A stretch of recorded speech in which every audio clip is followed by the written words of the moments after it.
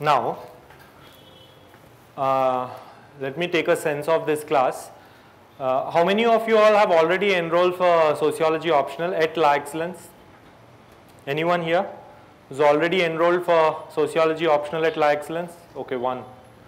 Okay, how many of you all here have made up your minds to opt for Sociology as an optional?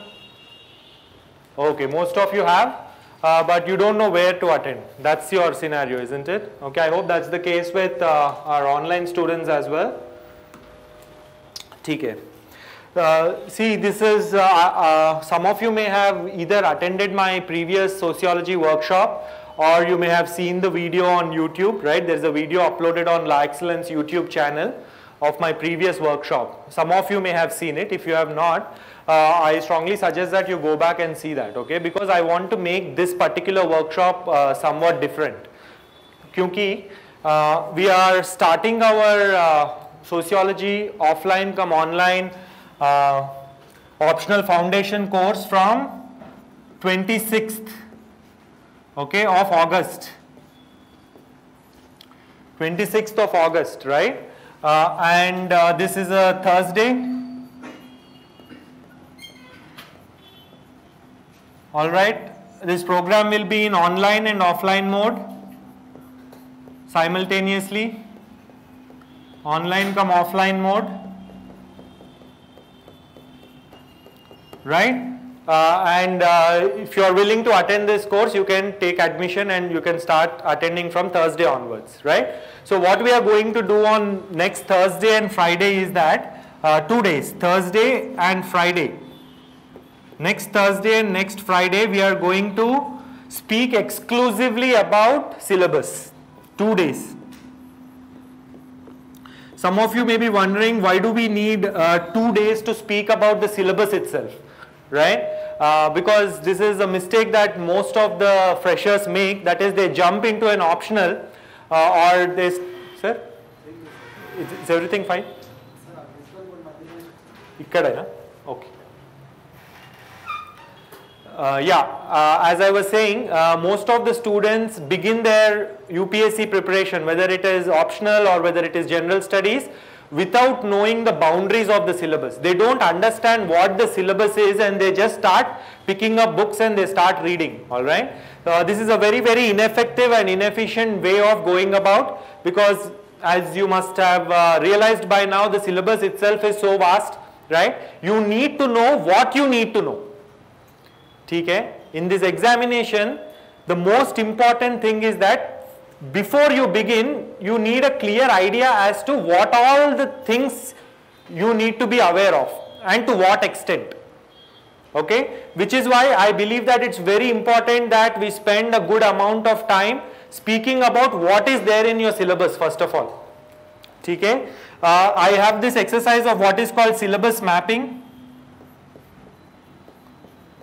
What is called syllabus mapping? Okay, what does this syllabus mapping involve? See, what happens is that your UPSC gives out a notification wherein the syllabus is mentioned, alright. But the problem arises mainly due to the fact that, say suppose, for example, they have mentioned a topic called urbanization. Okay, this is a topic in your sociology second paper, okay. They have mentioned this topic called urbanization, right.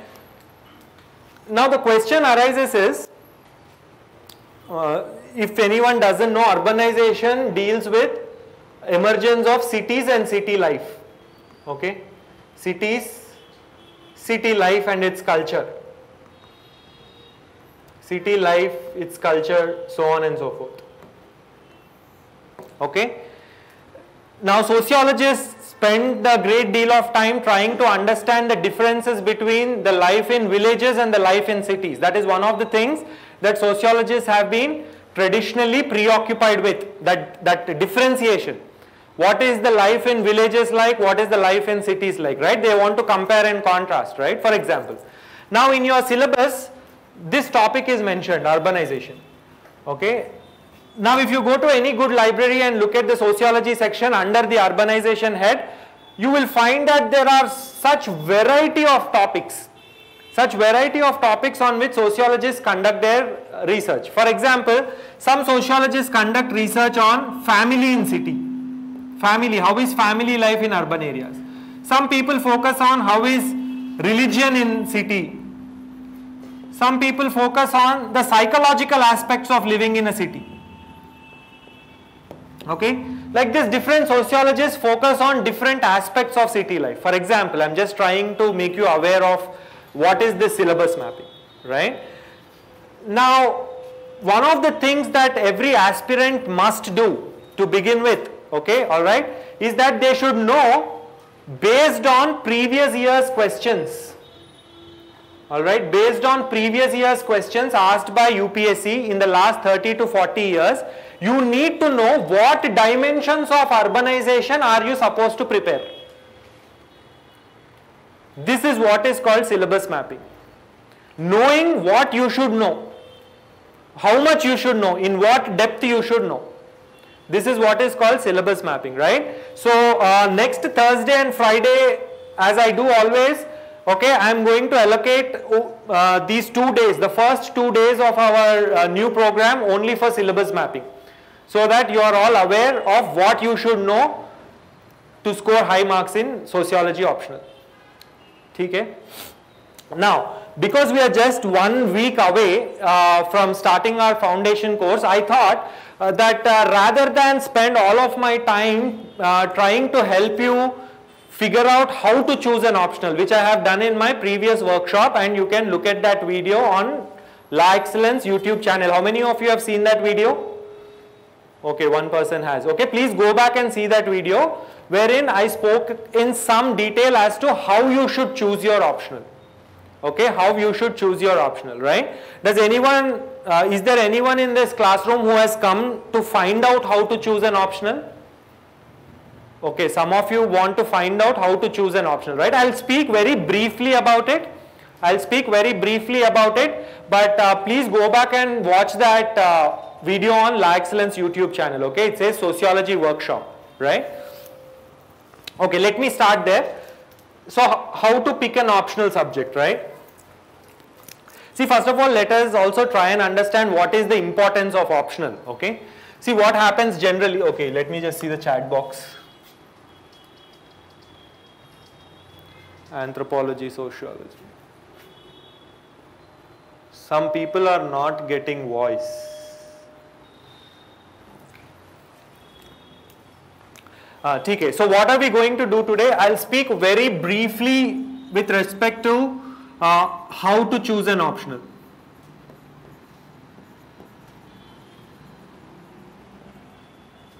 What are the various things that you are supposed to consider when you are choosing an optional subject, right? Because I am given to understand that many of you have already made a choice, okay, to pick sociology as the optional. That is what I am given to understand. Okay, but anyway, I'll speak about this because we have a few students who want to know about this. Second one is that my main focus is on trying to lay out this sociology optional.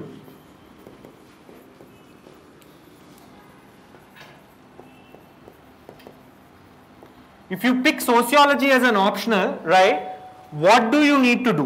What to do going forward? This is what I want to focus on today.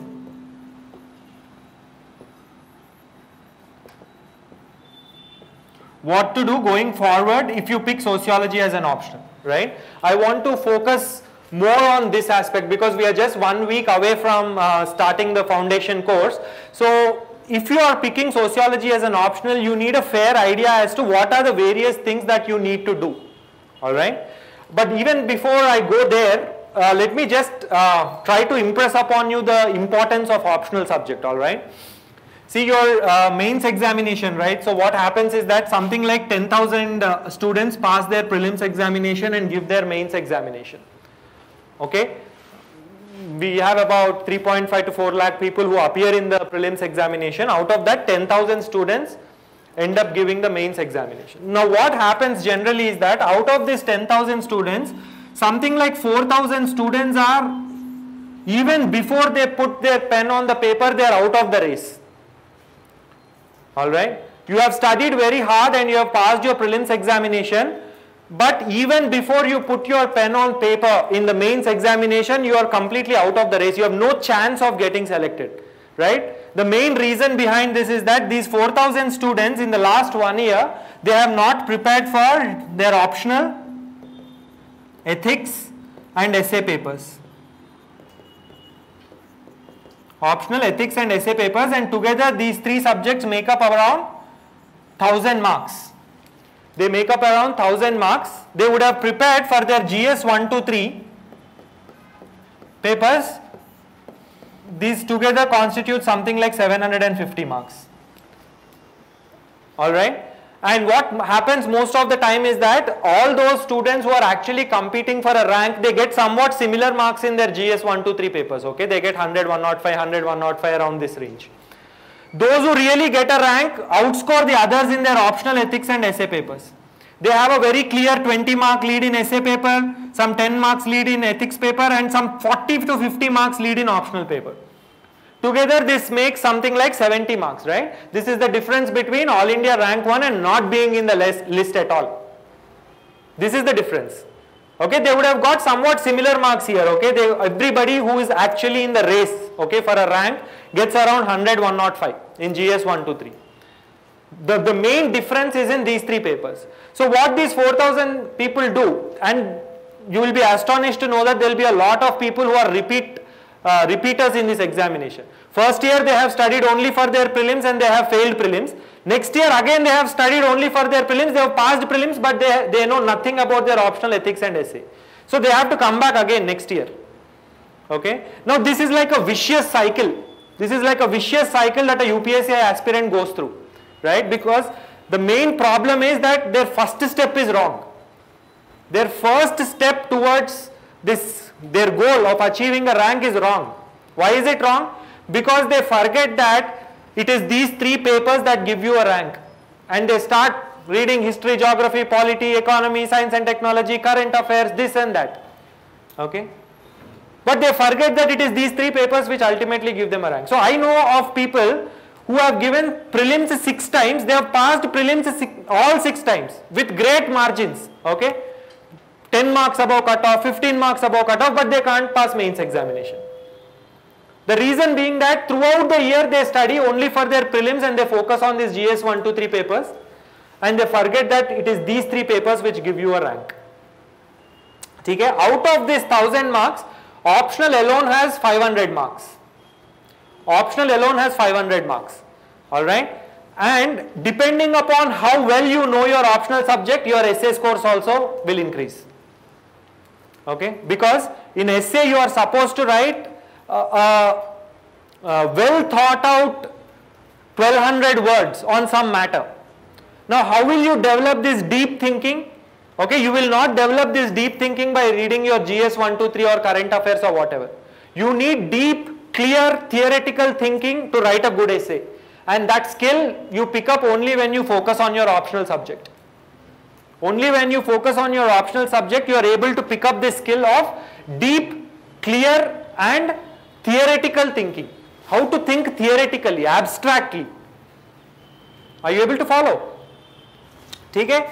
So it is of paramount importance. The point that I am trying to make here is that it's of paramount importance that you very quickly choose your optional subject and start preparing for your optional subject from day 1 of your UPSC preparation.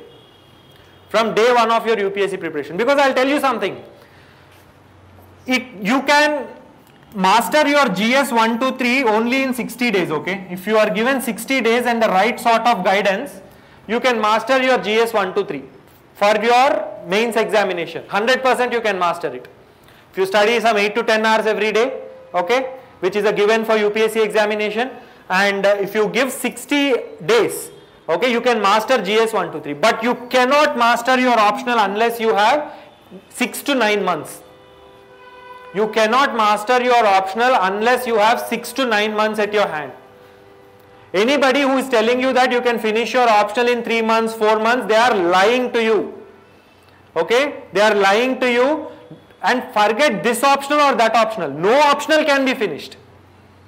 Whichever optional you take, minimum of 6 to 9 months is required. The reason being that most of you would be picking up optionals which you have not studied previously. Suppose if you pick sociology, is there anyone here in this class who has studied sociology before? No, right? So it will be a completely new subject for you, one. So it will take you some amount of time just to get used to what this subject is all about, to learn the vocabulary of this subject, to understand what are the core concerns of this subject. You will take some time for that. Then the second thing is that in your general studies, see, as the name suggests, right, general studies, only general awareness is sufficient. Very superficial general awareness, okay, what is food security? Suppose if there is a topic called food security in your GS3, okay, you should know what is food security, what is the status of India in food security, what are some innovative methods in which we can bring about food security in India. That much is sufficient. But in your optional papers, that won't be sufficient. Optional papers will challenge you to go deep, okay, think in a manner that particular optional requires you to think. For example, if you are taking sociology optional and they ask you something about family, okay, family in India, it is not sufficient that you have some general awareness regarding family in India. You must be able to think like a sociologist. You don't have to become a sociologist, but you should be able to think like a sociologist. Are you able to follow? Only then they will give you marks, otherwise they will not give you any marks. If you write general, vague, superficial things, in your GS they will give you marks for that. But in your optional they will not give you marks. You must dig deep, dive deep and try to understand the nuances of that discipline. Only then you will get marks. Only then you will get marks. Right? That is the second problem. Third problem is that UPSC, as far as the optional paper is concerned, they don't give good marks for static content. That is, you must be thinking that maybe I will pick up some toppers material, I will mug it up before the examination and I will vomit it on the paper. You are unlikely to get marks if you do that. UPSC awards marks for application in the optional papers. UPSC awards marks for application in the optional paper. That is, suppose if I teach you a particular theory, it is not sufficient that you remember that theory and vomit it on the paper in the exam. You are supposed to understand, then this is true of all the optionals, okay? This is true of all the optionals other than science optionals, okay? You are supposed to understand the concepts and you are supposed to intelligently apply those concepts to understand the society or your environment around you. Only then you will get marks. Right? And this requires a specific effort. This requires a specific effort. That is, first you have to understand.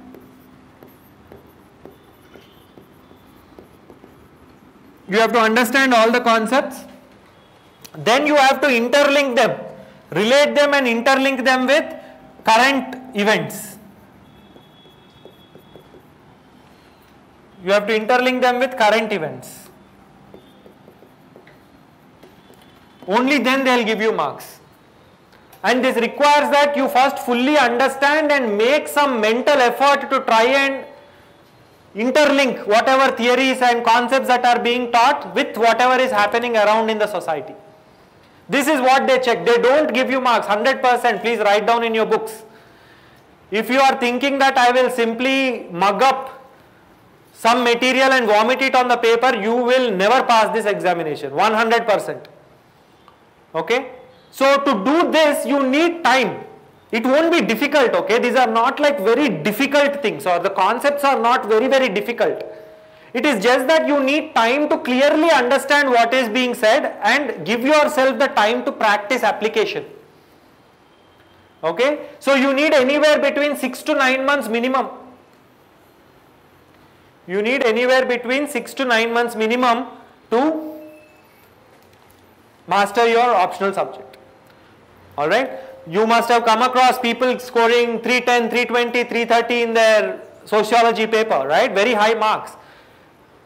If you go deeper and find out what they have been doing, they have been preparing for the optional for at least 2 to 3 years, which is why they have that level of confidence to score so many marks. Okay? So don't be in this very sorry category. of only preparing for prelims and then continuously failing mains examination and never realizing your dream, okay? So your first step has to be right. Start preparing for your optional. Then somewhere in the middle of your preparation, you must also think about ethics and essay. Once you are done with your basics in history, geography, polity, economy and environment, you must start thinking about your ethics and essay as well. Alright? So make the right moves in the beginning itself. Make the right moves in the beginning itself. Okay? Now, I'll speak for 5 to 10 minutes about how to choose an optional, but are there any specific questions or confusions regarding optional subject? I want to hear from students who have come to find out how to choose an optional. Do you have any specific questions? Please feel free to ask any question. No question is a wrong question, okay? Any specific questions or confusions concerning how to choose an optional subject? Yeah? Who are the students who want to find out about how to choose optional? Okay, do you have any specific questions? Have you shortlisted 2 or 3 optionals? Yeah, what is your shortlist? Okay, classic case. Should I take anthropology or sociology? Anybody else? Same problem. That's what, same problem. Same problem. Anthropology or sociology? Anybody else? No other specific question? Please take 1 minute to think if you have any specific questions concerning how to choose an optional subject, and I will answer them, okay? Let me see online students if they have any specific questions. Should we select overlap subjects? Okay.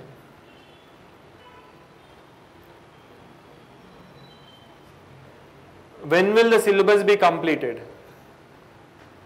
Malayalam and sociology. Okay, Shilpa Raj. Okay, anthropology and sociology. This is the main confusion. Okay. See, first thing is that these optionals, let me also include what online students are asking. Is botany a high scoring subject? See, I don't know, okay. If you ask me about subjects like botany, Bodo literature, Assamese literature, I can't answer these questions because I know nothing about these subjects, okay. I can answer questions concerning popular social science and humanities optionals. Okay. See, these optionals basically they fall into 4 different categories, alright. First is your science and engineering subjects. Science and engineering subjects, okay. This is one category. Then the second category is what is called your social science subjects. The third category is what are called your humanities subjects. And the fourth category is what are called professional courses. Okay. Under these professional courses you have subjects such as law, accounts, accountancy, management, these type of subjects, and I tend to include medical science also. Medical science. Any doctors here in the class? BDS doctors? You are MBBS doctor? Huh? Homeopathy doctor, okay. So I don't think homeopathy is part of the optional, okay. So medical science, okay. So these are the professional courses. Alright. Then here you have a variety of science and engineering subjects such as physics, chemistry, okay, mechanical engineering, electrical engineering, all these sort of subjects are there here. Okay. Mathematics, these type of subjects fall here. Then you have social science subjects such as sociology, anthropology, political science, history, geography, public administration, so on and so forth. Alright, did I miss anything? Economics. These are the sort of subjects that you find here. Okay. Then you have psychology also you can add here, okay. Then you have your humanities subjects. When I say humanities subjects, I mean 2 types, okay. One is your language Okay, literature. Telugu literature, Hindi literature, Malayalam literature, like this. Right? Then you have philosophy.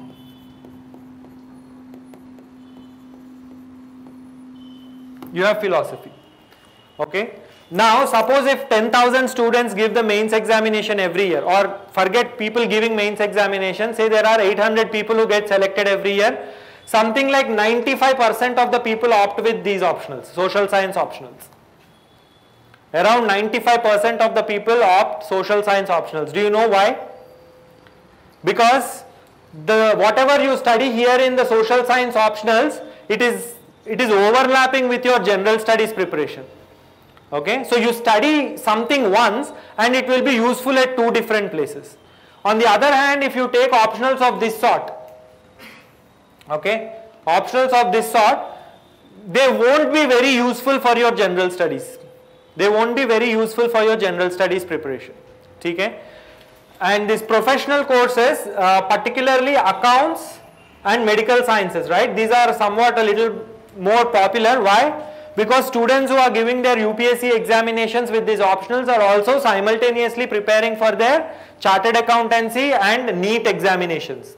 So they already have a very good grasp over their optional subjects, which is why it makes sense for them to pick these optionals. Now I will tell you what your position is. Okay, most of you must have studied some science course or the other. How many engineers here in the class? Most of you. You have studied some science course or the other, but you have learnt nothing in the last 3 to 4 years. Isn't that the case? You cannot say with any confidence that I know something about my graduation subject. Okay, most of you, if I give you your last semester question paper again and ask you to write that examination without copying and get it evaluated, all of you will fail miserably. Okay, because I know what you write in your university examinations.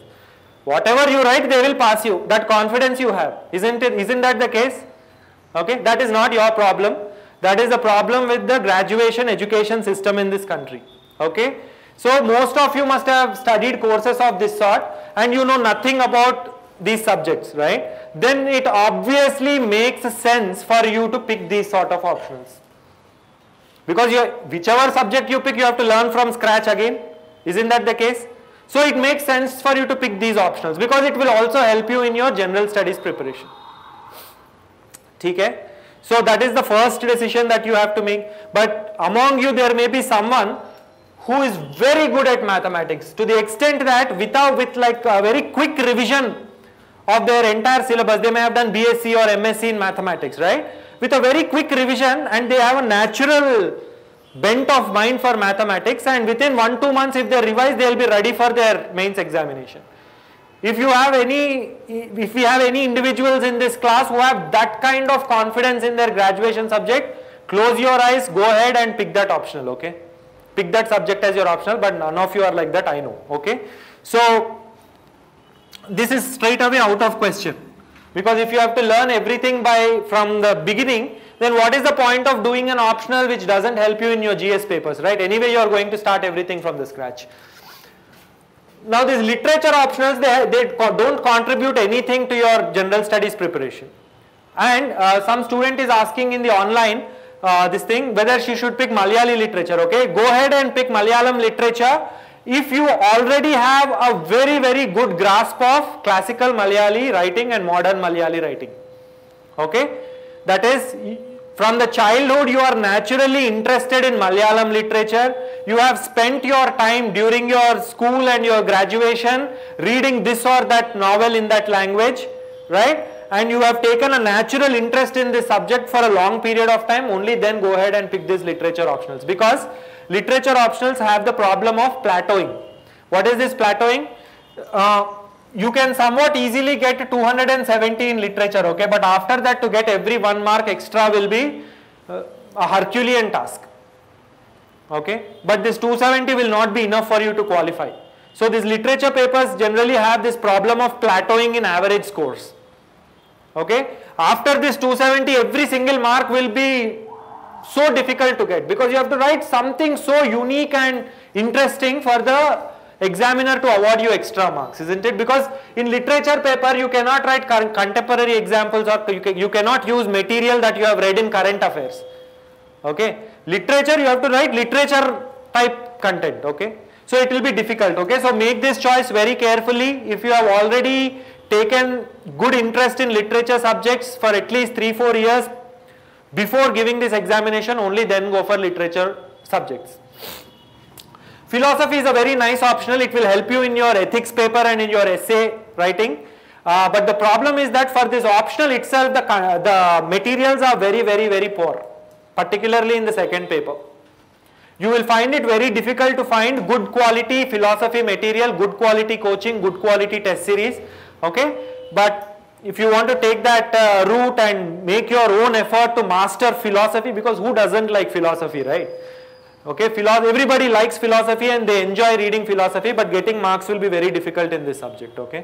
Because here we have not come here for intellectual entertainment, isn't it? We have come here to get high marks in the optional paper and finally see our names in that final rank list that UPSC releases, right? So you have to take an optional which will help you maximize your scores, isn't it? Here. And I hope you already know that with these professional courses, right? Again, same with like your science and engineering subjects, and mostly people who are preparing for their chartered accountancy and NEET examinations pick these optionals, okay. What about these social science optionals, right? Anybody who tells you, for example, now this sort of thing happens and freshers like you are easy soft targets for advertising and marketing, okay. So let me just burst one bubble for you, okay. If someone tells you that anthropology is easier than sociology,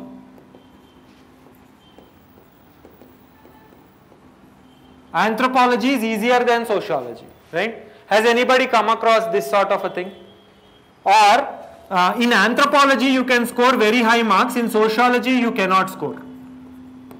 In anthropology you can score very high marks, but in sociology it is very difficult to score high marks, okay. Or someone will tell you that if you take public administration, okay, if you take public administration, it is very easy to get a rank because most of the rankers have public administration optional. They do this sort of campaign. Or they say that if you take geography, right, you just need to remember, no need to think. If you just remember things, it is sufficient. These are the sort of things that float around in the market, okay. And all of you, many of you fall prey to this these sort of ideas because the main problem is that you know nothing about any of these subjects. You know nothing about any of these subjects and you go with what is called this street wisdom. Okay, just walk down this Vikas bookstore line at 6 o'clock in the evening. So much of free advice is dispensed by every Tom, Dick and Harry, okay. You tell them that I have taken sociology, very difficult. Okay, you should say you should take anthropology optional and this one particular teacher you have to take it from, only then you will get a rank, okay. This sort of free wisdom is dispensed on the street, okay. All this is nonsense. All this is nonsense. No optional is difficult, no optional is hard. Sorry, no optional is difficult, no optional is easy. Alright. Those who get marks, good marks in a particular optional are the ones who have understood the syllabus, that's it. If you understand what is there in your syllabus and if you have mastered the content, you will get marks. And this whole comparison between whether anthropology is easy or sociology is easy, whether public administration is more scoring or history is more scoring, all this is complete bogus. Okay? If this is bogus, then how should you decide your optional, right? There is only one way to decide your optional subject, okay? This is the hard way but the only way. That is, know what is in the optional syllabus, okay? That is, know the subject first. What do I mean by knowing the subject? You do not have to gain any kind of deep understanding of the subject, right? Suppose if you are taking sociology optional, first of all, go and find out what sort of themes, what sort of issues sociologists discuss. You will find that sociologists discuss themes such as family, religion, okay, caste, gender, politics and social movements. Like this you will know. Are you comfortable studying about these themes or not? That is the only way in which you can pick an optional. If you want to pick PSIR optional, right, go find out what is there in that optional. It has something called as political theory. In this political theory, you are supposed to know about the views of philosophers such as Aristotle, Plato, Hobbes, Locke, so on and so forth. Then you have to think about social movements also. You have to think about democracy as a concept. Okay, like this. Then you can compare, right? Am I going to more easily understand topics such as family, religion, caste, gender, or am I going to understand these topics more easily? Okay. If you are comfortable, because there is no other way, right? Because you cannot spend 1 or 2 months reading each and every optional and then deciding. Which is why you opt for this street wisdom shortcuts. Adi easy anta తీసుకుందాం ఆ teacher మంచిదంట అక్కడికి పో. That is the wrong way of doing it. Because maybe you are impressed by a particular teacher, but 1 month into your optional preparation you will realize that I have no bloody idea about what this Aristotle is saying. And I have no interest in finding out. Then it will be a torture.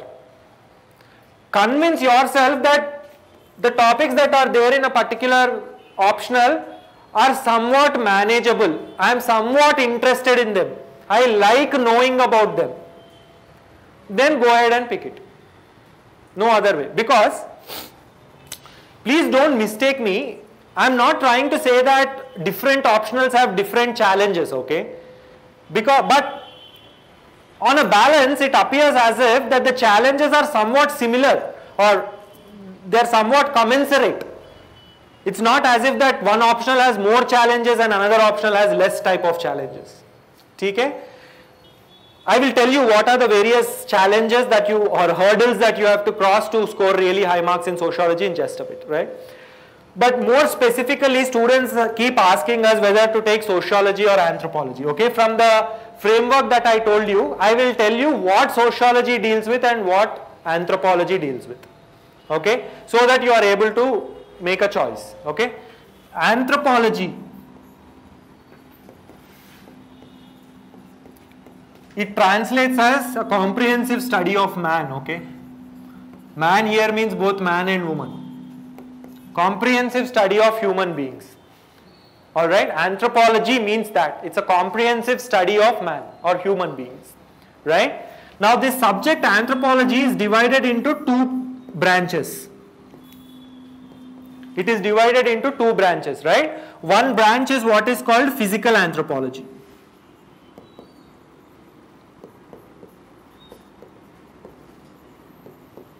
Physical anthropology. And the other branch is called socio-cultural anthropology.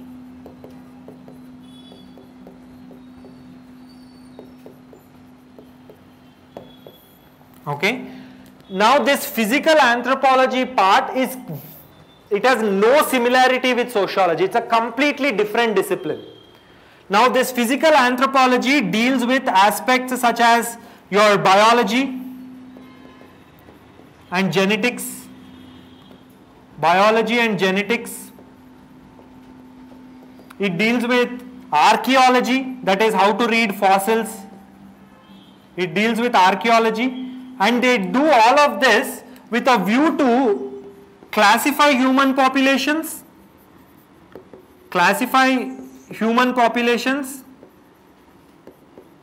and understand the evolution of human. To understand the evolution of human. Okay, to classify the evolution of human beings, right? So when you go to an anthropology class, you will know more about what is physical anthropology, but the sense that you must be getting from here is that it is some science type thing. Okay, it is some technical discipline, it's some science type thing, right? So it has to do with genetics, archaeology, reading fossils, these sort of things. Okay, so one thing you have to keep in mind, am I willing to study this or not, because this is in the syllabus. Okay, first question is that answered.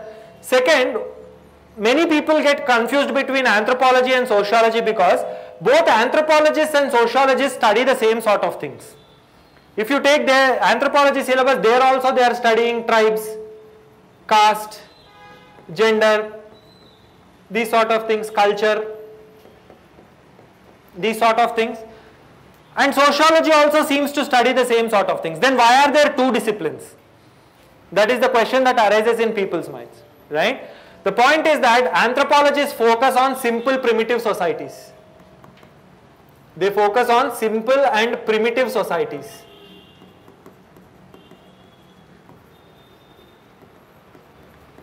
Okay, what do we mean by simple and primitive societies? No, think in terms of a small scale tribal society, okay, living somewhere in the forests of Africa, okay, what sort of culture do they have, how is marriage in these societies, these sort of things. They think about simple and primitive societies. Anthropology, socio-cultural anthropology as a discipline mainly deals with a study of simple and primitive societies, which are also sometimes called non-modern societies, okay. Whereas sociology as a discipline deals with the societies which all of us live in, and that is modern society.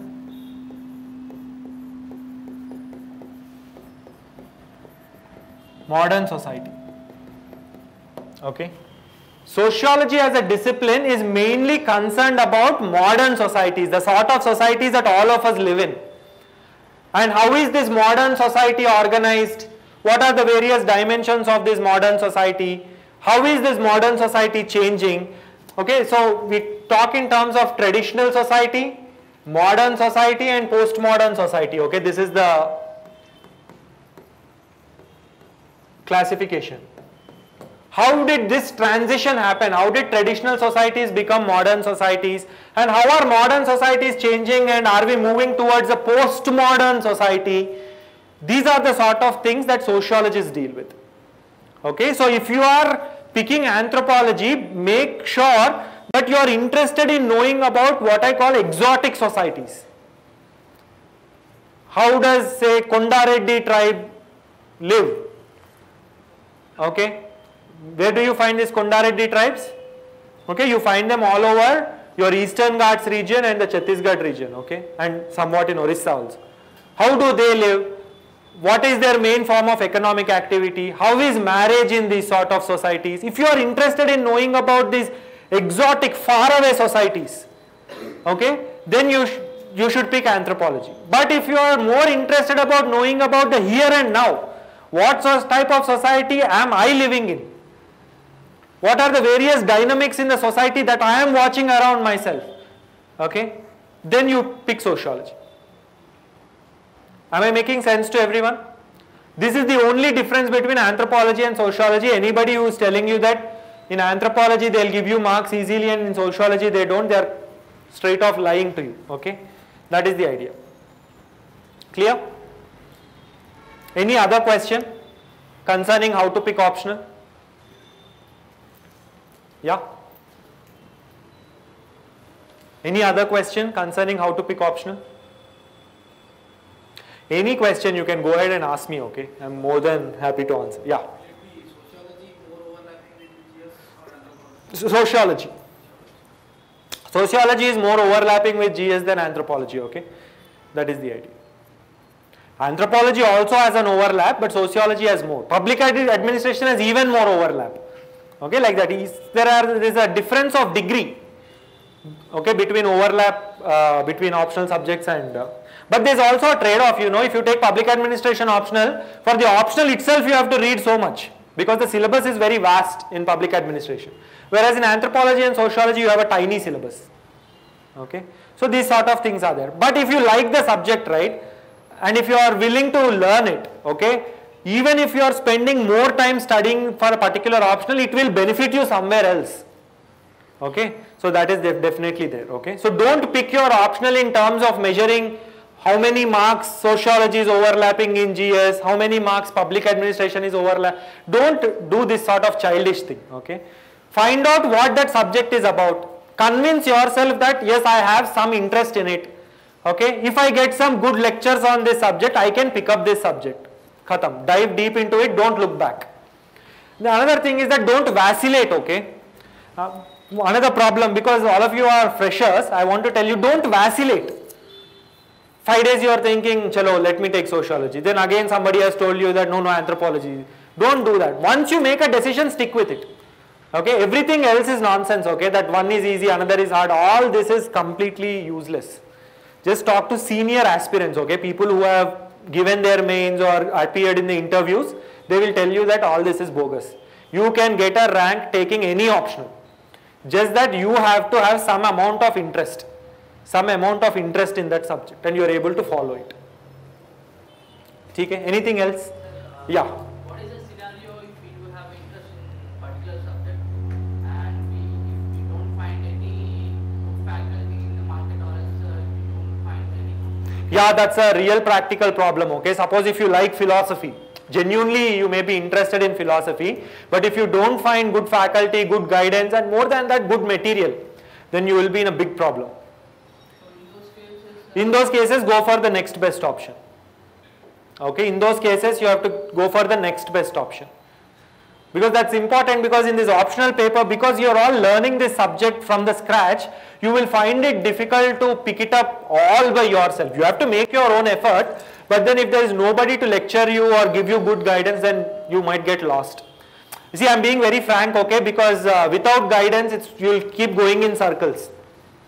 You will keep going in circles, okay, because I know a student prepared for sociology optional, somebody told him that you read from IGNOU books. Poor chap, he spent some 6 to 8 months reading all the IGNOU material, BA, MA, everything, and left with no good content to write in the examination, because that's a wrong advice that he got. He thought that I'll not take coaching and prepare by myself, and the advice that he found is that IGNOU material is the best material. Okay, so he kept on reading IGNOU material and he found out at the end of the day that this was not the right way to go forward. Okay, so guidance is important. Okay, yeah. Sir, I completed my graduation in geology. Geology. Okay. Problem is no guidance from. Yeah, see, that is a problem, no? No guidance. And this geology optional, overall some 10 or 15 people are opting. And that is why you don't find good guidance for these subjects. But if you have any of your faculty from your previous college who is willing to help you, then I think you can risk it. Okay? And if you have decent confidence that, I know geology, okay, and maybe you are also writing some geology, combine some scientist examinations together, if you are doing that, then it makes sense for you, but please make sure that one of your good faculty members is guiding you. Okay, you can do that. You can see these sort of cases always exist, okay, because I am talking about the general scenario. General scenario, you have nowhere to go, but you are like philosophy, okay, what to do? Don't take it. Read philosophy for your leisure, but for marks, do some other subject like that. Sir, how about economics? Economics is also a good optional, but you need some amount of quantitative skills in economics. Because in that economics you have microeconomics and macroeconomics. Some amount of statistics, quantitative skills, these are necessary. It's a much more technical discipline compared to other optionals, okay. But other than that, if you are also preparing for the economic services examination or RBI examinations, if you are preparing simultaneously for these examinations, economics makes sense. But I am not sure if there is any good coaching for economics in Hyderabad. Okay, you will find it in Delhi, right? That's the idea. Sorry? Which optional? I'll tell, sir. Just hold your horses. Yeah. Sir, if optional is more of current oriented, then someone has said that we must then and there itself create and write answers in the exam. Is that so? In which one? In any optional, is there much current oriented? No, current oriented, I hate that word, okay. Current static. Like they classify like this, okay. Static, current. Okay, what they mean is that something given in the theories, right, in your textbooks, this is according to people static, okay. What is there in the newspapers is current affairs, okay. So they classify this into two types, static type questions, current affair type questions, okay, but this is all wrong, okay, because suppose there is a question, okay, in sociology we read about a scholar called Karl Marx, okay, so Karl Marx, and everything that you need to know about Karl Marx will be found in basic books, right?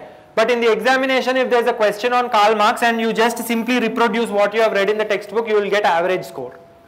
What you need to do is that you have to write something about Karl Marx and interlink it with current affairs. Something that has recently happened. Labor laws introduced by the government is a good example, okay, of migration of capital from advanced countries to third world countries in search for loose labor regulations, okay, something like that. Maybe you are not understanding it right now because you don't know anything about Karl Marx, but you have to link it up. Suppose they ask you a question here on labor reforms itself directly, okay. If you simply write government has introduced labor reforms, these are the provisions, these are the pros, these are the cons, you will get average marks again, okay. You have to bring in some thinker from what you have read and then analyze this current affair. So it's one combined thing, your static content and your current affairs material, it is one combined thing. Okay, what UPSC, okay, let me repeat it. What UPSC is checking is your ability to understand concepts and theories that are mentioned in your syllabus and intelligently apply these concepts and theories to current happenings in the society. Any student who is able to do this will score exceptionally good marks. Yahi hai. There is no other magic in this. Why is one person getting only 220, 230 in spite of reading so much, another person is getting 320, 330? Because this first student is unable to link up whatever he is studying to current happenings and apply it intelligently. How can we interlink that, sir? How can we prepare our mind to interlink such? By practicing. Whatever, suppose if I teach you some topic called as, under this Karl Marx, there is a topic called as alienation. I will explain what this alienation is to you.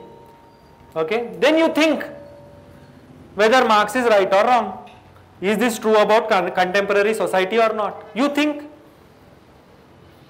If you can't think by yourself, this exam is not for you. Okay? You go write some other exam.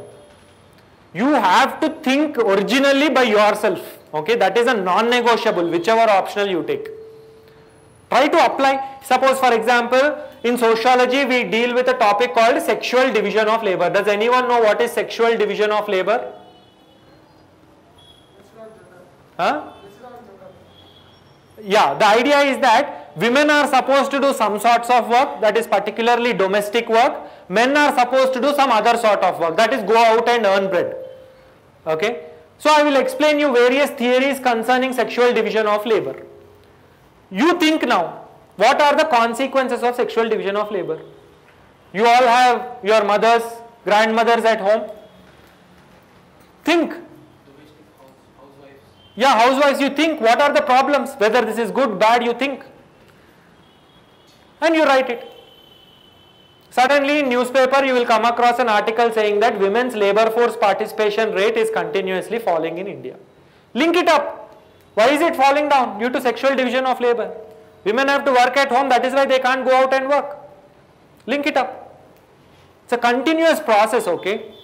It's not like I will give you some injection and suddenly you will have all the knowledge to get marks. It won't be like that. I will explain you the concepts, you think. Try to link it up with current affairs. Think intelligently. Okay, any optional you have to do this, okay? Any optional you have to do this. Okay? Let me just see what my online students are saying. Book list for sociology, pink collar job versus other job, okay. Somebody has already read a little bit, so they are exhibiting there.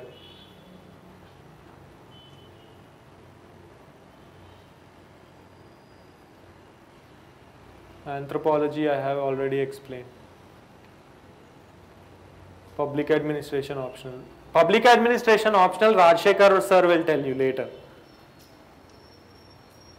See again, okay, Kukkatoka Unkar antar kada. Sir, it is said that anthropology would, no, I don't mean to say that, but I am just using a euphemism. He is saying this student, So anthropology would fetch more marks because the content is static. Okay. All this is rubbish. Who told you content is static in anthropology? Tribal societies are continuously changing. They are revolting. They have contemporary problems. You have to write all of that in your paper. Otherwise you don't get marks. Sir, answer writing skills are required. Where is this? More required in sociology and anthropology. What is your nonsense? Anthropology requires less answer writing skills, sociology requires more. What will you do in anthropology? What will you do? You have to write, no. What will you do in your essay? What will you do in your ethics? What will you do in your GS 1, 2, 3 if you don't have answer writing skills? Okay, all this is because I am getting a little irritated because this admission season, same question is asked of me every day at least 10 times, okay. So I have to repeat the answers, that is why I am losing patience. Okay, okay, but anyway, I don't mean to get upset at all of you, but that is the scenario, right? So there are no more questions concerning how to choose optional. Can we speak for at least another 15-20 minutes about, yeah? Sorry? I am unable to understand. Can you speak a little loud? How to link paper 1 and paper 2? See, most of the topics that you study in your paper 1 will be relevant for your paper 2. Okay, say for example, there is, say you study a thinker called Marx again, okay. You study a thinker called Marx, and in your paper 2, you have topics such as farmers' movements, modes of production in Indian agriculture, workers' movements. You have topics like this, okay. So when you understand what this thinker is trying to tell, thinkers always give you general concepts. They give you general concepts and general theories, okay. You have to use those perspectives to say something intelligent about these topics. That is what it is. Paper 1, paper 2 linkage means that, okay. Say for example, they ask you a question called Manrega. Write something from a sociological perspective on Manrega. What is Manrega? Mahatma Gandhi National Rural Employment Guarantee Act, right? In your general studies, for example, if you have to write an answer, you will write provisions of this particular act, so on and so forth, okay? What are the problems, what are the reforms required, like this. But in your sociology, you are not expected to write this. In your sociology, you are expected to link it up with something that you have already read in your first paper. Why is it that there is such a huge problem of unemployment in rural areas in India? You have to think like that. And how are you able to think like that when you have all these basic theories and concepts ready in your mind? Okay, that is what is application. But see, this makes more sense once you start doing your topics, okay? Because it's very difficult to explain how to link without you knowing the topics. That is what it is, okay? Yes, anything else? Yeah, now I will speak for some time about what are the how do you start? Okay, now I am assuming that all of you are going to join sociology optional.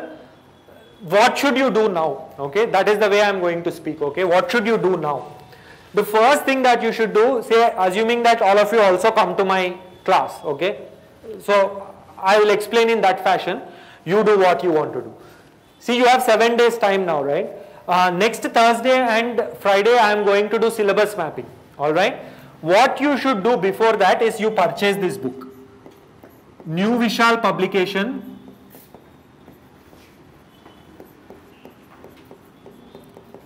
Okay, topic wise, sociology topic wise book. Sociology topic wise book. You purchase this book. This is like some 100 rupees or something, okay? You can find it in Vikas bookstore. So you purchase this book. Now in this book, in the first page itself, you have syllabus. Okay, this is divided into paper 1 and paper 2. This is divided into paper 1 and paper 2.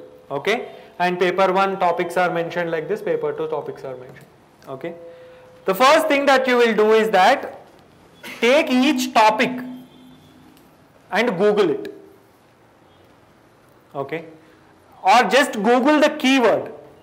Okay, say for example, modernity and social changes in Europe and emergence of sociology. This is the first topic that is mentioned. Okay, modernity and social changes in Europe and emergence of sociology. Okay, this is the first topic.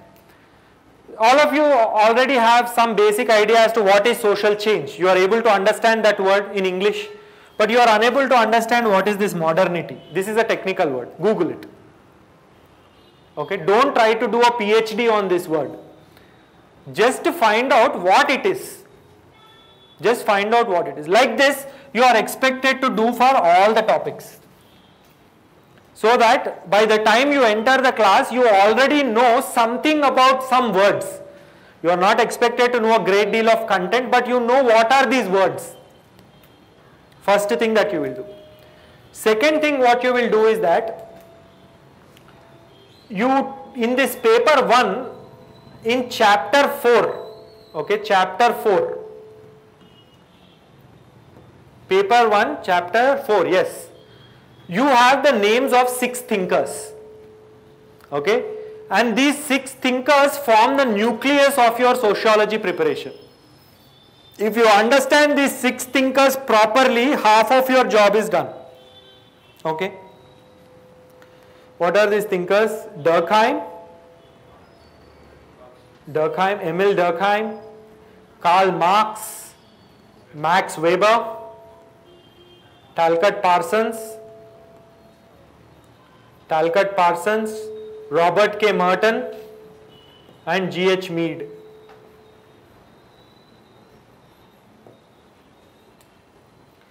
Okay, there are 6 thinkers. Don't read anything about their theories. Okay, read about them. Who is Emil Durkheim? Where was he born? How does his face look like? Okay, under Google, go and search his images. How does his face look like? Okay, what are the various books that he wrote?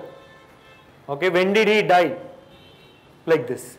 Who is this Karl Marx? Who is Max Weber? Who is Parsons? Who is Merton? Who is Mead? Find out. Same way, you will also find out about who the following people are. From India, same way, just look at their face. Where were they born? What did they do? What was their main, obsession? Right, like this. Okay, find out who these people are.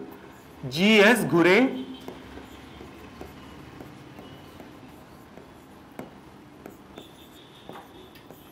M.N. Srinivas, A.R. Desai. Who these 3 people are. Just find out.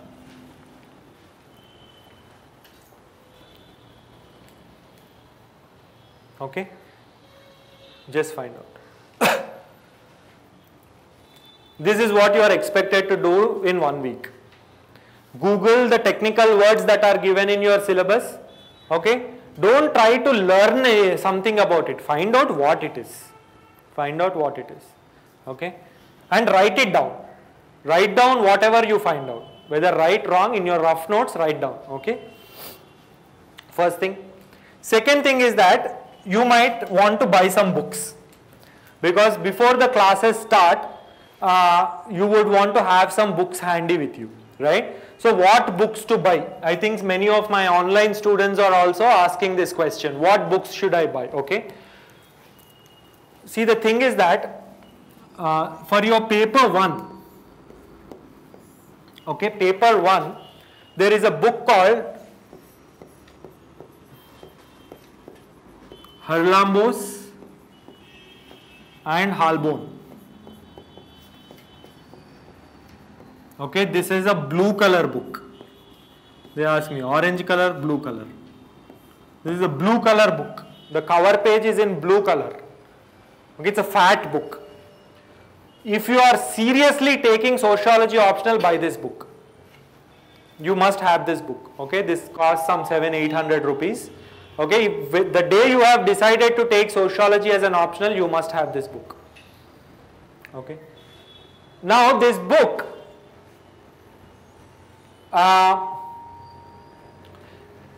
even though it has some discussion, it won't be useful for three types of some topics, okay. That is, it won't be useful for your thinkers, okay, and it won't be useful for a topic called work and economic life,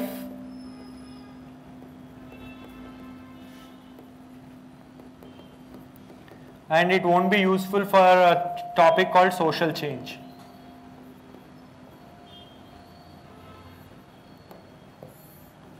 This book won't be useful for these three topics, even though here and there they have discussed these topics, but it's not sufficient for UPSC, right? So for your 6 thinkers and these 2 chapters, you will solely depend upon my notes, which will be comprehensive, up to date, and more than sufficient for your UPSC examination.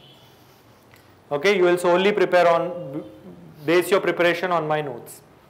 Okay, because there are books that you can buy and read, but why waste time? I know that you will buy and never read them.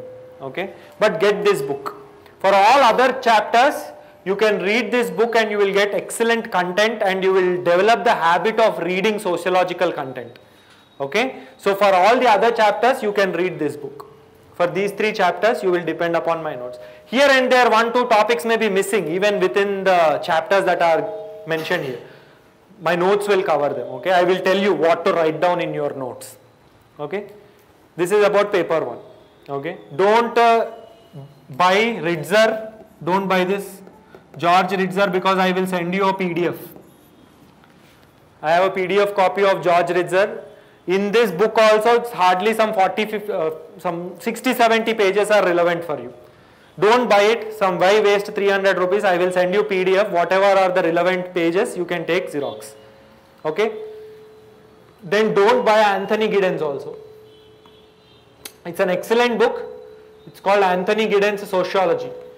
Don't buy it. I will send you PDF for this. Because the sort of questions that UPSC asks, this book is better. Okay, for your UPSC preparation, this book is better. Even though this is an excellent book, Anthony Giddens Sociology, but not very sufficient for our UPSC preparation. Don't buy it. I will send you PDF of this book for 1 or 2 topics if you want to refer to this book. Other than that, don't waste your money and buy any book.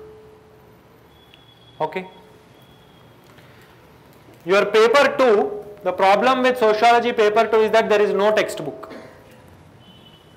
There is no textbook that you can read from for your sociology paper 2. I can list down some 10 to 12 books that will be useful for your paper 2, but why? You are not going to buy them, you are not going to read them. Even if you read, you might not understand. Okay? Entire paper 2 you will read only from my notes. Anyone wants to buy one book ceremonially, if I feel like I will read, buy this book. Deepankar Gupta, Social Stratification. This book has a lot of good essays. This book has a lot of good essays which overlap with our syllabus. You can get this book if you feel like getting it. Otherwise, no need actually. If you want just one book, I think this is also some 400-500 rupees. Anybody who tells you you have to read from IGNOU books, ignore them. Okay? Don't ignore. Okay? Ignore them. Then somebody will tell you that there is one book called Essential Sociology by Nitin Sangwan. Okay, this Nitin Sangwan is a previous ranker. What these days, this is how it is. Once you get a rank, you will convert all your notes, okay, and you will publish a book. You keep getting royalty for years and years together, okay. Like that, this person also has published a book. Now, this book is actually copy-paste of several coaching materials, okay. If you are a fresher and if you pick up this book and start reading, you will not understand the head and tail of it, okay. Don't waste your money and buy that book. The time to buy that essential sociology book is after you have finished the entirety of your sociology preparation. You have a lot of time left and you want to see if some additional points can be added to your notes, then you should buy it. But that book itself has become so outdated, okay? No additional points. Everything will be covered. Don't get that book. Nitin Sangwan, Essential Sociology. Again, this is street wisdom. I read from that book sufficient. That is what they tell you, okay? It won't be sufficient. You will not understand anything from that book. Okay? So, paper 2, you will bank only on my notes, okay? Because these notes have been prepared by going through many dozens of books. Whichever topic is mentioned, explained properly in a particular book, I have taken that book, I have written down all the points and I will give you that material, okay? Sometimes I will dictate it to you, sometimes I will send you PDF copies, okay? We will manage once we start, okay? That is how we are going to do it, okay? Then you will get your books, okay? Then what you will also do is that there is one particular ranker that I found very interesting and good. Her name is Neha. Okay, she had sociology optional. I don't remember her last name. Bhosle. Yes. So she has written a blog. Okay, she has written a blog. In this blog, you can find her answer scripts, not her notes. I saw those notes, they are not very good. Okay, it has lot of unnecessary things, that notes. Okay, but she has written many test series. Okay, in different coaching centers, she has written many test series. Okay, collect these, download them and keep. Download them and keep. Because once we start with our preparation, not just this woman, okay, any other ranker, if you can find their test series answer scripts, and this test series has to be before the mains that they got rank. See what they do, suppose there is some institute, okay, maybe this institute is called some V, alright. Now say in 2020 somebody got a rank, okay, but in 2017 somebody has written a test series, okay, they will claim that this is our student only, okay, and they will put up their answer scripts under toppers answers copies. Okay, so please make sure you need toppers answer copies which are written just before they gave mains, okay, which will give you an accurate idea as to how they have been writing. Okay, collect some at least 10 such papers, okay, 5 for paper 1 and 5 for paper 2, so that when we start discussing concepts, right, suppose if I take some concept called social facts, okay, this topic is there in your paper 1, okay, social facts, and I explain it to you. Okay, what you are expected to do is not go and start writing answers. Go see in the topper's copy if there is any answer that he or she has written on this and find out what all things they have written. Okay, you have to do this exercise when simultaneously with your classes, so that you have a clear idea as to how to write. What are the things to write and what are the things not to write. Okay, and you will start answer writing only after the entire program is over, or at least one paper is fully over. Once I finish the entire first paper, then you will start writing answers for first paper. But even that is not necessary, because you will be very busy with your GS classes and current affairs and this or that. You will start writing answers only after the entire course is over. Okay, because see, you call it answer writing, no? Answer writing. It means that you should know the answer and then you should write. Okay, you should know the answer first, then you should know how to write it. If you don't know this first part, what is the answer, what is the point of writing, what will you write? First know the answer, perfect the content. All the concepts must be crystal clear in your head. After that you will start thinking about how am I going to present the content I have. Okay, so don't get overly occupied with practicing answer writing from day one onwards. Okay, your focus must solely be on trying to clearly understand the concepts, and you will revise. Every day you will revise. Okay, that is whatever has been taught, say for example we start on Monday, okay, before coming to class on Tuesday you will revise what has been taught on Monday, and we will have classes from Monday to Friday. On Saturday and Sunday you will revise whatever has been taught in the entire week. This is very important, okay, because I just now finished a batch.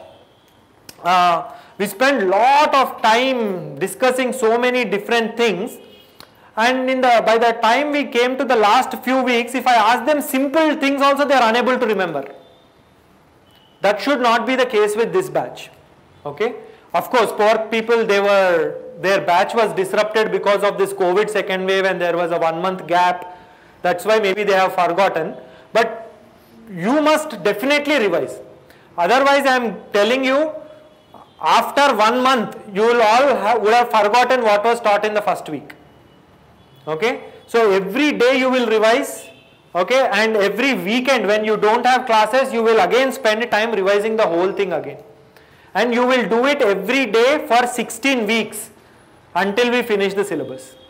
Okay? So this syllabus will be finished in 16 weeks.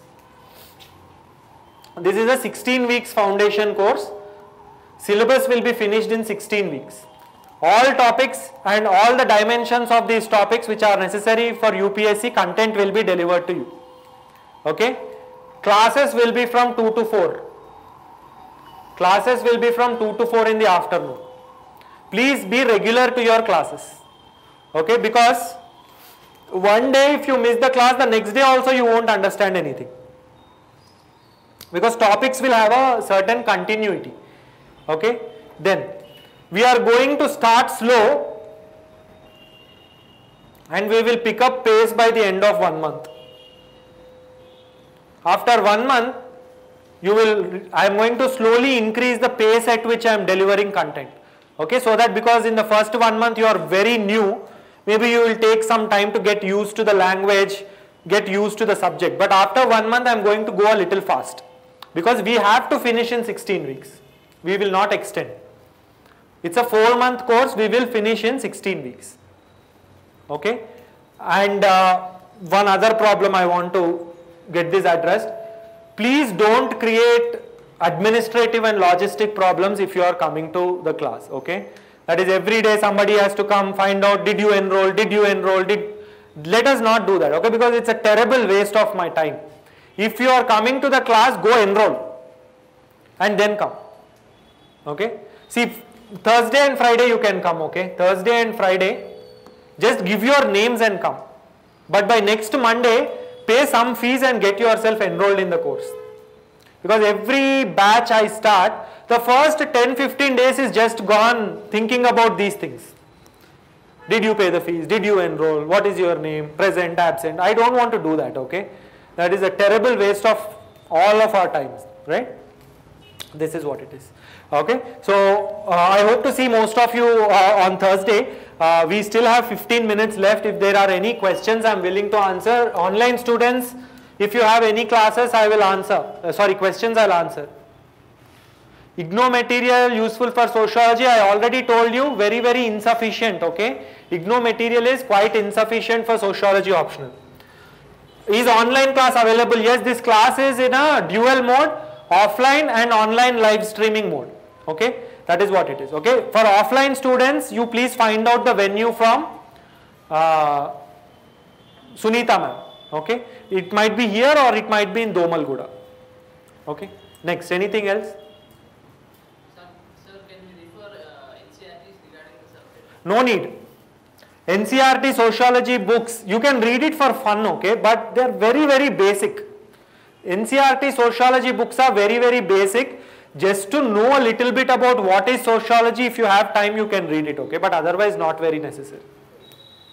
More than NCERT, do that thing I told you. Google the keywords, look at the faces of thinkers, find out which country they came from, which time they lived, when they died, how did they die, what books they wrote, like this. Okay.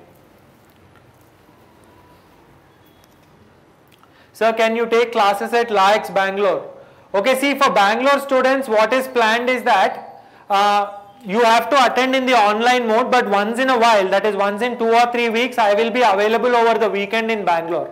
Okay, and I will hold doubts clearance sessions for you if there are students who want me to go to Bangalore. But that will happen only once in 2 or 3 weeks, right? Mostly you will be in the, you will have to attend in online mode.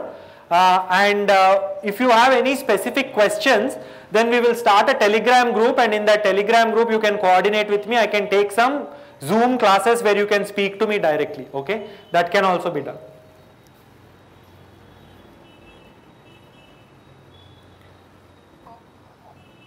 Yeah, online classes will be available. Again, another student wants to attend from Indore.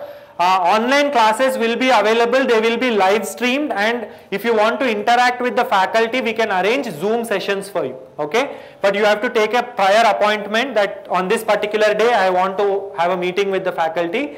Then I will be available through a Zoom session where I can solve your issues and doubts. How to start preparation individually? Individually, collectively, only one way to start preparation, that is you have to start from topic 1, start reading up on it, okay? And I already told you the books, okay? Paper 2, there is no single textbook, so you have to refer to multiple sources. Sir, can you please tell the thinkers' names again? Anjali, please Google sociology syllabus, sociology optional syllabus, and you will find in paper 1, under chapter 4, you will find the names of all the 6 thinkers, and in paper 2, you will do G.S. Gure,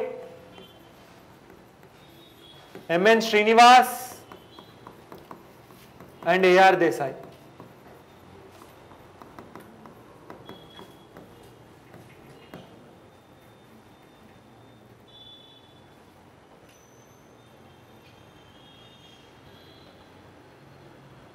Sir, will you provide us with recorded classes? Can you, Prithvi, you are requested to consult the office, okay? Because I am not really aware how this system is supposed to work, okay? That if you miss your live online classes, there should be a system where you will be given recorded classes, but please consult the front office and you will know about it.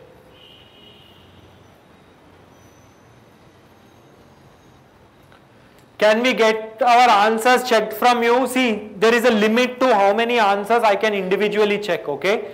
Because I have number of batches running, GS classes, sociology classes, I have previous batch students, and I have test series students also, right? Obviously, as and when I have time, I will check your answers. There is no problem with that, okay? But you have to wait. You can't send me answers in the night and expect me to check it in the morning, okay? You have to wait. It will take 1 week to 10 days also sometimes, because my schedule is many times jam-packed, okay? Morning to evening I have classes, then I have to do some Zoom sessions, this and that, right? So there will be some gap in my response, but I can check your answers. But if you are really writing answers and if you are really interested, right, you can always call me, okay? Then we can speak over the phone as well, okay? That you can do. Yes, anything else? All of you are in that group, Sociology by Vikram sir, there is one group. No? Okay, all those who are attending, I think you will be sent a Telegram link to join that group. If you don't get it, proactively go to the office and take that link and join that group, right? In that group, I will be sending interesting current affairs which are relevant only for sociology optional, okay?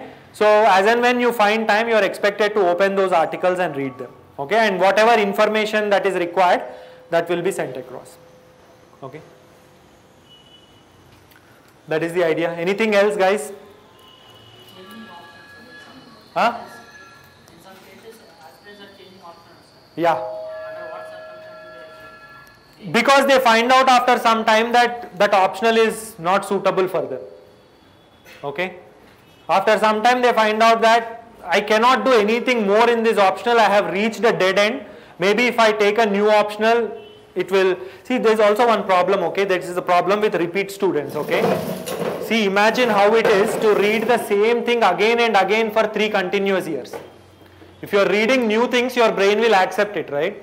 They will reach a dead end. After 3-4 years of continuous preparation, they are getting average marks.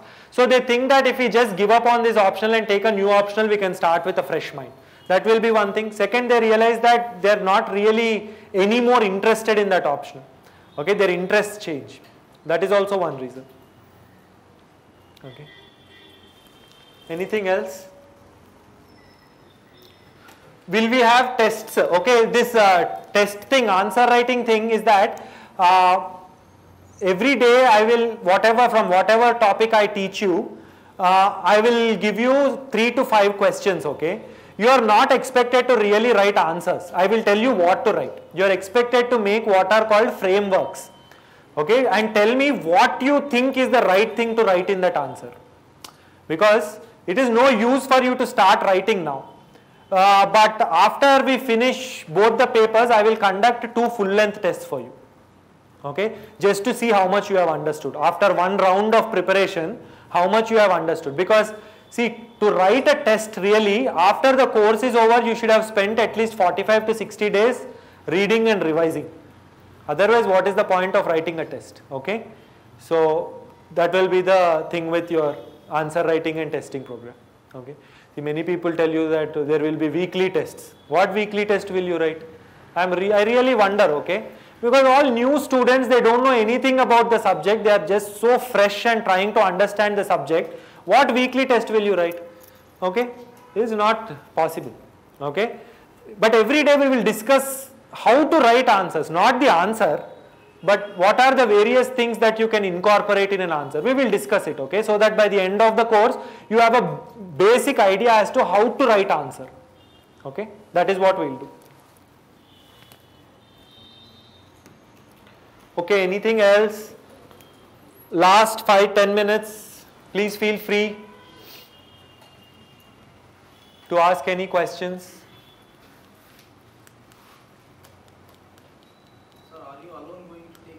Yeah, both papers I will only finish.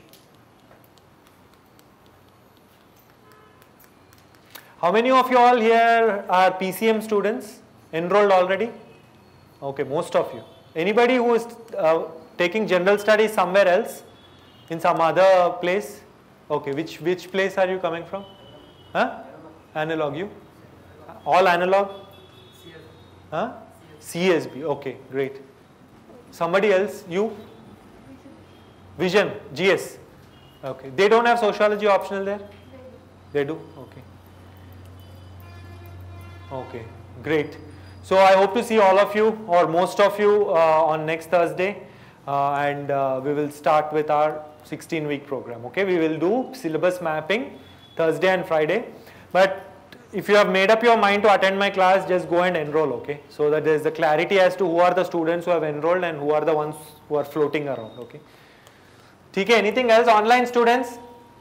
Fees of the course, it is 40,000 rupees for offline course and 36,000 rupees for the online course. Okay, 40,000 for offline course and 36,000 for online course. That is the fee structure. Okay, Sairam?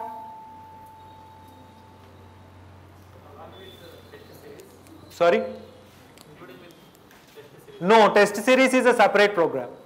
Okay, test series is a separate program. It is 12,000 rupees, but you are all not encouraged to join that program. Okay, because test series is for students who have already studied their entire syllabus, given 1 or 2 mains examination, but unable to improve marks.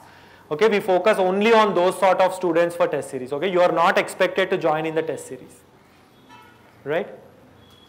But this test series, answer writing, all these things will come after 16 weeks. Okay, after you have completely mastered your syllabus, then you will worry about writing. Okay, that is the idea. How to enroll? You are supposed to call the Law Excellence office. Does anybody have the number? Law Excellence number? Wait, I will give you one number. You can call that number and enroll. And the concerned person's name is Sai sir. You can call Sai sir and enroll. Okay, please take down this number 90